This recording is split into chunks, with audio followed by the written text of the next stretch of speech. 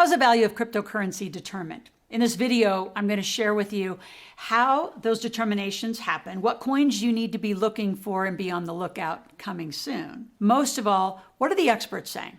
What are the bankers saying? Where's the supply and demand that's causing the determination of this value?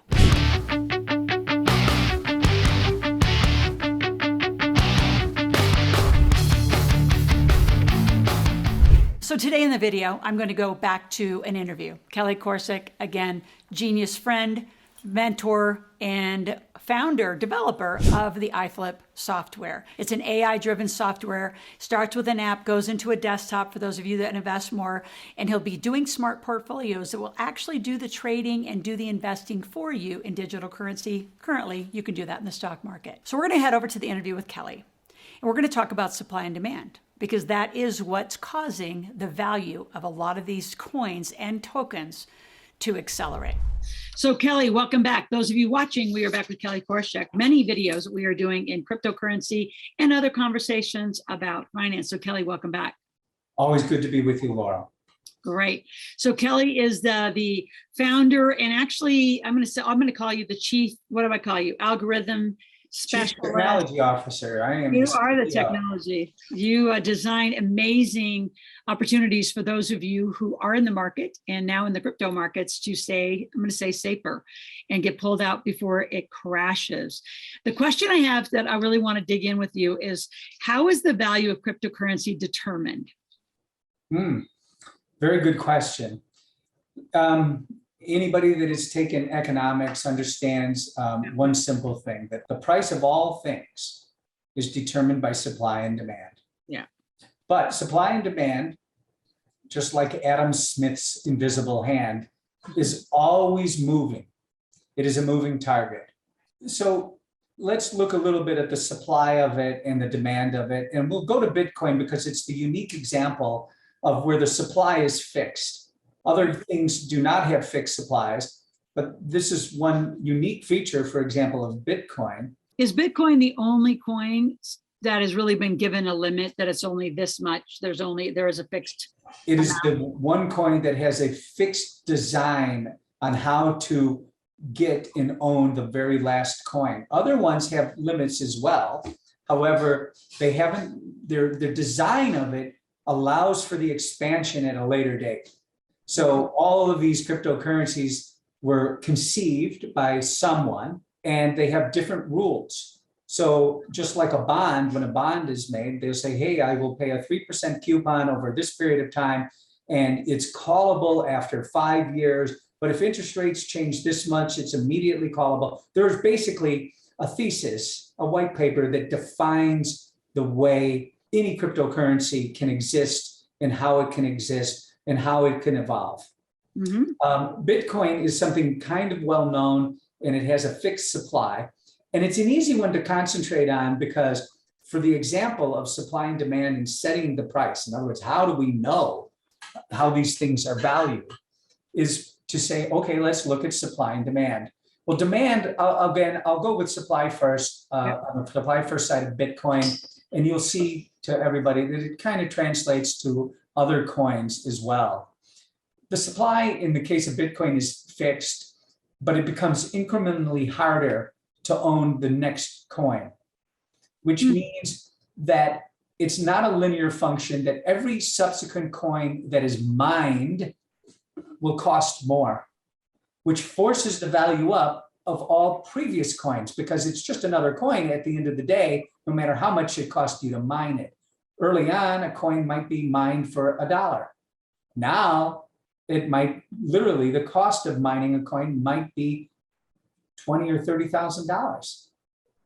There will become a point, for example, where the electricity to generate a new coin is not worth the price, which means now the supply would stay more steady. It won't grow at all. So we know then if supply won't grow and demand is the same, the price must go up. So those Adam Smith features of the common sense ideas of understanding supply and demand apply to all things, including cryptocurrencies.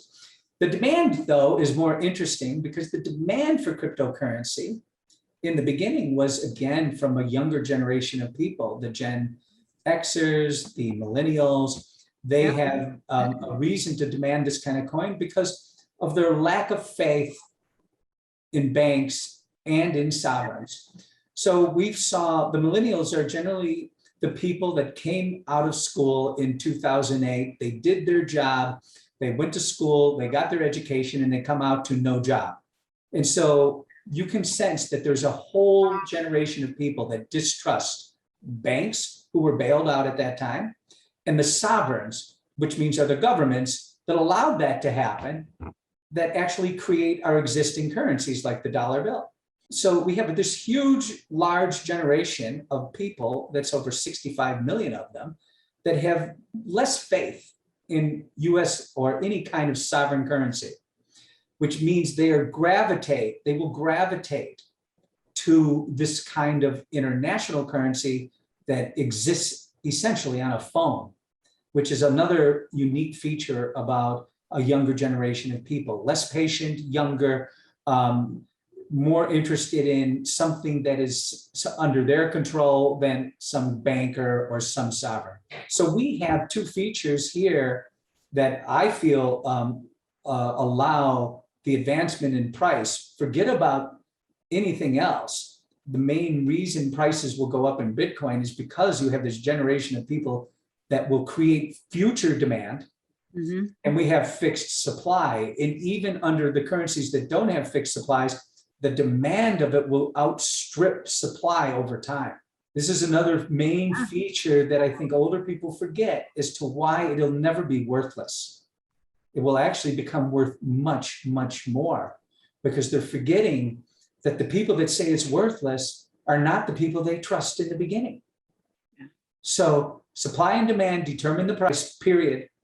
And I feel more likely than not, a younger generation of people will create even more demand tomorrow than they have today. I would agree. So if you're loving this content, I want you to subscribe to my channel. Click on the link below, hit the little button for the notifications. We're here 5 days a week. The conversation about money is critical to your life. Let's go jump back over to the interview and see what else Kelly has to say. Let's give some starting action, right? You're just watching this for the first time. You're like, all right, I gotta get in.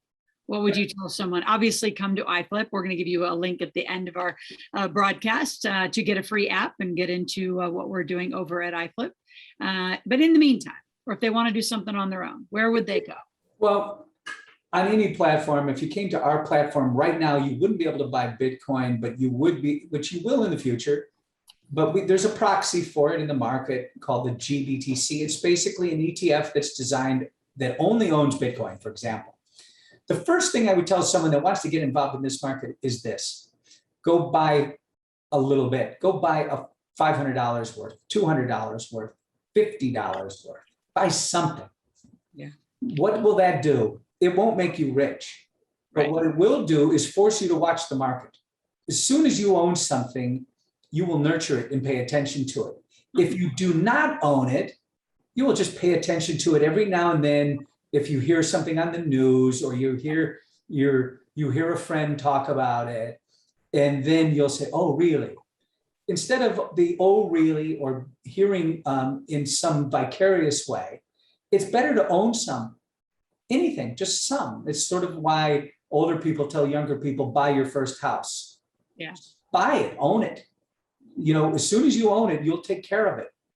You know, when you see the broken latch, you're going to fix it. Same thing. Own some, even if it's a small amount. You start to pay attention to it, and then you learn something. You learn the cadence of it. You learn its personality, because you will pay attention to it. Yeah. If you're going to invest in something, and I'm not the biggest Warren Buffett believer, but that still doesn't mean that he wasn't the greatest investor of at least my generation, actually one or two above it, to say this, that you only buy things you know. Mm-hmm. So the first thing for anybody to do is know it. The way you know it is you buy a little bit. Yeah. And as soon as you see it, you say, hey, you know what? My $50 is now worth $60. You didn't, $10 won't interest you, but what you really are looking, hey, that's 20% higher. If I had put $1,000 in it, that would be worth 200. If I put $1 million in it, I just made $200,000. That's what you have to know. Yeah. So the first thing to anybody, by a little bit. Yep. And just begin. And absolutely. Thank And you, I'll- Kelly. Sure. Yeah, go I was ahead. going to finally say, look, the journey of 1,000 miles starts with the first step. So I hope you enjoyed that interview. Extremely valuable content. But I'm going to switch gears a little bit, and I really want to serve you. Those of you who have questions, put them in the comments. And if you click way below on the description, there's a link, and it's to my personality quiz.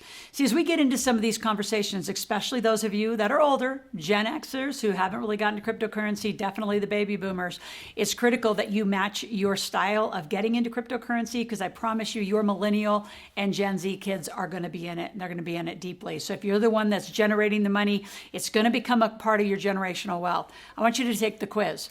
It's about a 30-second quiz. It's going to really put you into one of 4 categories of a financial personality. There's where we start. I always say I'm going to meet you where you are, take you where you want to go. So let's start with the quiz, and I'll see you on the other side.